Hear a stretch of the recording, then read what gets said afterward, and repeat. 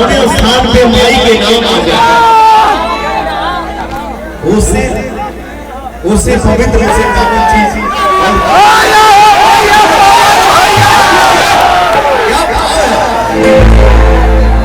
यही भीड़ में देखिए हमने के यह कहिला जाके माना तो देव न तो पत्थर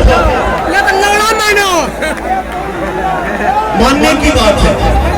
इस भीड़ में से ही एक लड़का इतना अपनी मां को पूजा करके प्रसन्न किया है। कवि का भाव है